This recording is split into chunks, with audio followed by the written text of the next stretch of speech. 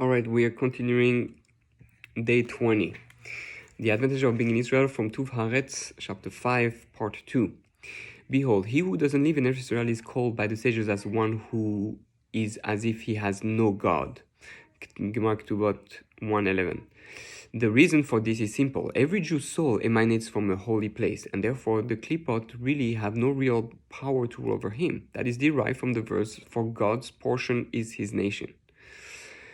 They are God's portion, not the portion of the angels. Therefore, the ministering angel of his country has no real power over him. Yet the Shekhinah is not resting directly upon him either. This is because he is engulfed by the depth of the sea of the klipot that is in the contaminated airspace of his foreign country. Therefore, he is considered to be without God. It is certain that his neshama, roach, and nefesh and body are totally enclosed within that contaminated airspace. Therefore, all his Torah mitzvahs aren't totally pure. They have some, klipot, dirty garments, so to speak, or shells. For they too are enclosed by the forces of that contaminated airspace of Chutz La'aretz. If that is not enough, even when he dies and his soul leaves his body, his neshama can't rise in absolute purity, for it is enclosed by that klipa. Aside from that, the soul must go through a rolling process until it finally reaches the airspace of Eretz Israel. Only from there can the neshama ascend to the Garden of Eden. This we know from the sage's statement that the entrance to the Garden of Eden is to the Kever Machpelah in the holy city of Hebron. From the earthly Garden of Eden, the neshama ascends to the earthly Garden of Eden. So the heavenly Garden of Eden. So technically, the best place really to be buried, to go as fast as possible to Gan Eden, would be to be buried in Hebron itself, the closest to Kever Machpelah. When we contemplate upon the advantage of Eretz Israel over other lands, we should make three categories. Yet we must also keep in mind that within each category lies many more subdivisions and aspects. Category 1, the performance of mitzvot in purity and cleanliness his entire life.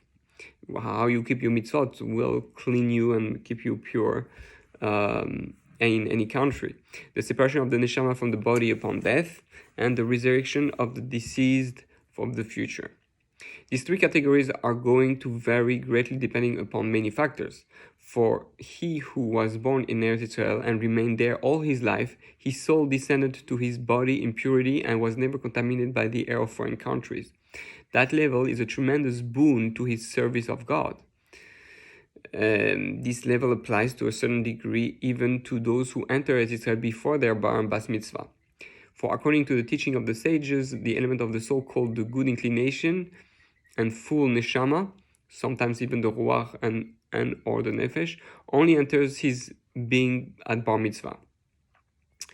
So therefore, when it comes in purity, because it's in Eretz Israel now, it gets the complete pure aspect, not enclosed. You don't have to go through the airspace, so to speak, of the foreign country, and therefore it's completely pure.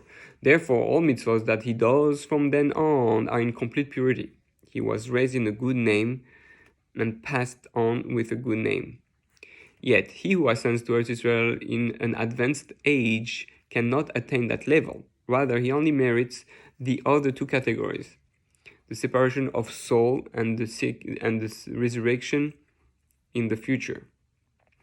Lastly, he who arrives in Eretz Israel only subsequent to dying, of course, only merits the resurrection, which is already pretty good, which contains within it the advantage of the soul's returning to the body, as in, and your bones I shall strengthen.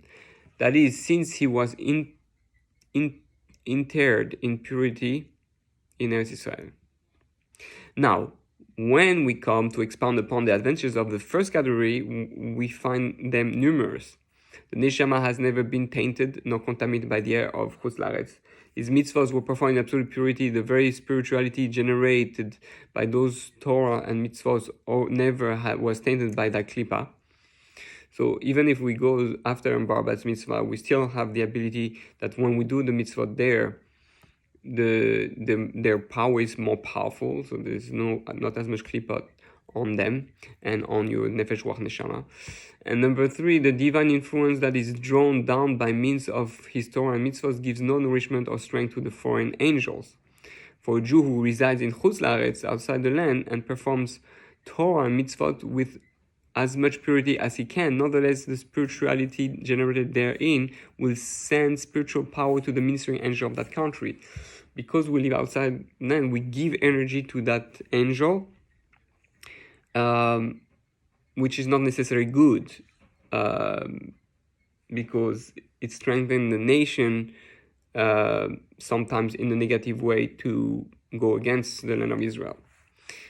Yeah, I guess there's a good aspect and bad aspect, but it's not the ideal stage. The above was certainly true when the Shekhinah was residing openly in Eretz Israel. Okay, so until now, we're speaking about that when the Shekhinah was in Eretz Israel. The fact that the foreign powers receive influence can be seen from the verse of King David. For they have driven me away this day from connecting myself to the riches of God, saying, go serve the God of others. Says in Shmuel. Literally, serve and channel influence to those foreign gods who are the klipot, as mentioned previously. The meaning of this is that he who lives in Eretz Israel, even in its state of ruin, is as if he has a connection to God.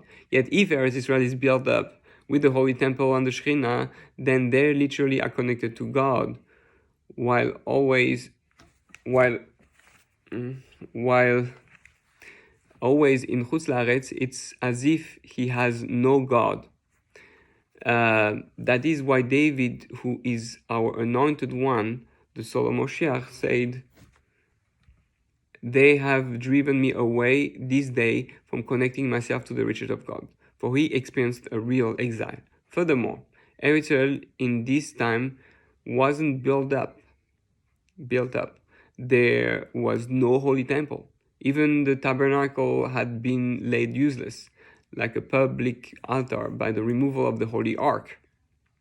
Even regarding our teacher Moshe, we see that the Torah writes, with me as well.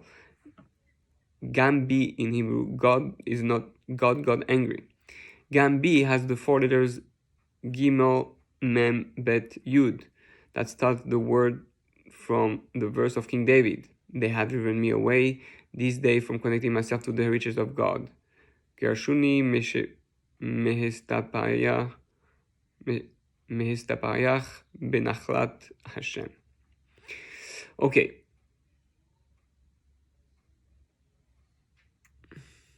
So we see that that even though the Shekhinah has left, there's still a special connection to the Hashem in Eretz Israel.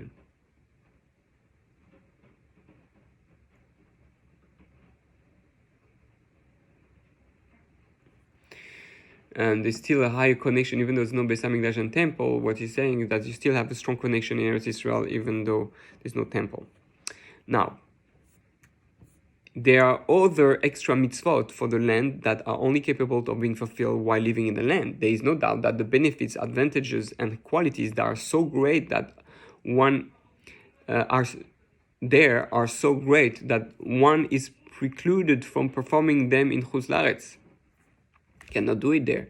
This is because the power of that level of holiness is not befitting to supply influence to Chutz La'aretz, as was said by our sages, that you shouldn't bring challah on Passover. The dough offering from Chutz La'aretz, and if it was brought then, you should burn it like chametz on Passover Eve. The same applies to Truma, donation to the Kohen, Bikurim, and other similar mitzvot. The reason for that is because of the awesome greatness of those mitzvot in relation to the land. The prayers in Eretz Israel are most desired and accepted by God. This is true because in Eretz Israel there are not so many persecuting forces intercepting our prayers. The reason for that is that the letters that we pronounce in our prayer are not engulfed in the impure air.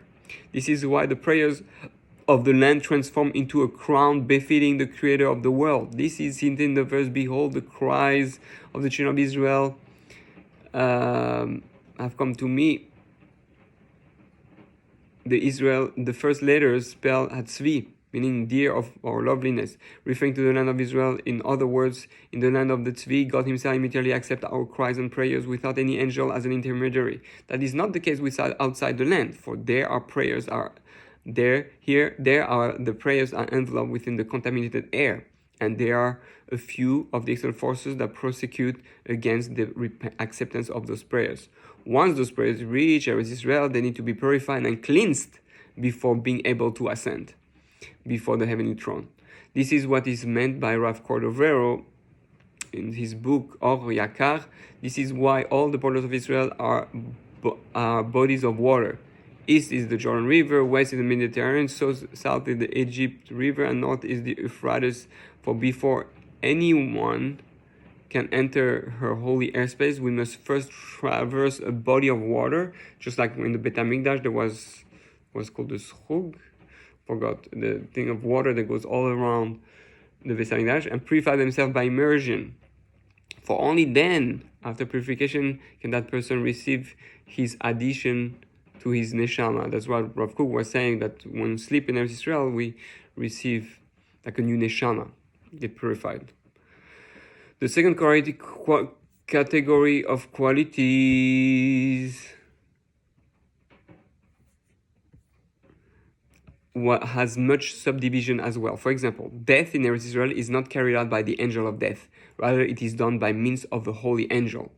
This angel, although stemming from the aspect of chesed, gets enclosed in gvura in order to remove the soul from the person. This is likened to an animal being ritually slaughtered with a perfectly smooth blade, rendering the person pure. This is opposed to death in Chutz La'aretz, where death is meted out by Samel with a blemished and defective blade, rendering a person invalid. For one who dies in Chutz La'aretz, his soul at the time of its departure from the body is enclosed by the forces of Chutz La'aretz, thus being contaminated. The soul must exert tremendous effort just to reach the gates of heaven. There it is purified from its contamination in order that it should be allowed to ascend. So really, best to die in Eretz Israel, nowhere else. The body of those buried in Chutz La'aretz must roll underground, says the Gemara Ketubot, from the place of burial until Eretz Israel, in order, okay, everything is a mashal, okay, right? It's not literal. In order to arise at the time of the resurrection of the dead. With each border he must pass, he is harassed and tormented by the forces of each country. Upon this, the sages write, there is no comparison to one who is absorbed in Eretz Israel while alive as opposed to after death.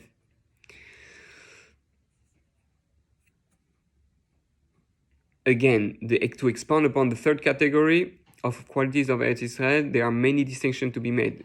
A few are here. One, the actual differences and specifics each soul will experience during that rolling from Chutz La'aretz.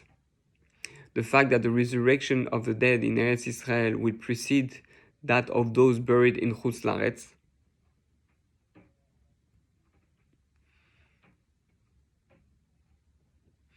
So they have priority, and the soul return to visit their bodies on Shabbat and new moons, as mentioned in the Zohar. For those buried outside Eretz Israel, the neshama must pass through the contaminated airspace of Chutz La'aretz to reach its body. This causes much distress to both body and soul. So in a way, the best time to go pray on the grave of someone to connect to the neshama of that person is Shabbat and Rosh Chodesh. This is mentioned in the Zohar 81a. Zohar 1, 81a and b. The above advantages are all attained by one who was born in Eretz Israel and never left. He who ascended into Eretz Israel in his youth has nearly all of them. A reduction of those advantages is only because he was born in a foreign soil. Yet one who grew up outside the land and then came doesn't even receive those benefits. That is true even if he was able to perform some of the mitzvot of the land. So I'm screwed.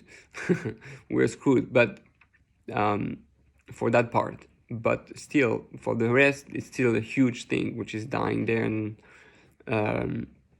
being buried there. He who enters the land at an advanced age and passes on will basically benefit from the last two categories. So that's still good.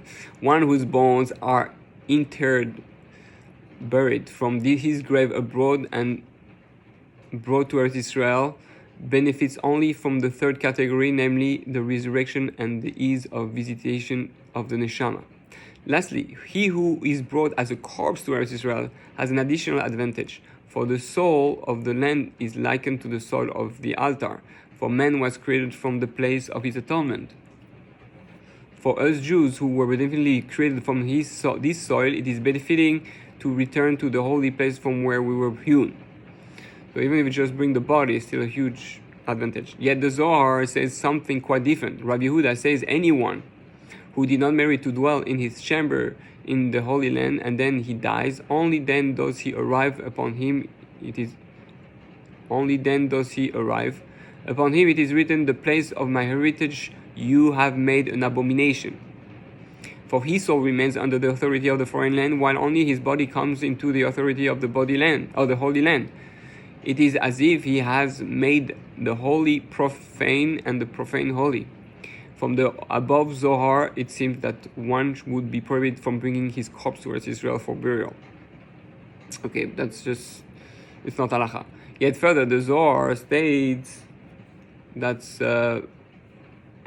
states God made a healing for the land, for when that body has decomposed, that body brought from Chutz La'aretz has decomposed, God blows a wind to extricate from the land that contaminated spirit, for he has mercy on his land. This basically prevents the contaminated spirit from entering the land. In other words, the body gets purified by God's mercy for the purity of the land. The law is known, so that's an advantage. The law is known that if the soil of Eretz Israel is taken out of its boundaries, the legal status of that soil is foreign soil. Soil from Chutz La'aretz that is brought into Eretz Israel is considered the soil of Eretz Israel. That is the mystery of converts. Therefore, one who arrives in Eretz Israel while not yet decomposed, his benefits are great. Yet, if one leaves Eretz Israel after death, it is inversely related. I guess that was the reason for our father Yaakov commanding that he be brought back to Israel immediately after his death. So we see that spiritually there's a lot of things going on, and there's a great advantage to be in Eretz Israel. There's something really pure there, and that's the reality. So the more we want, the faster, and the more being Eretz Israel and being buried there is showing really how that we want to really to connect to God as soon as we are dead, as fast as possible.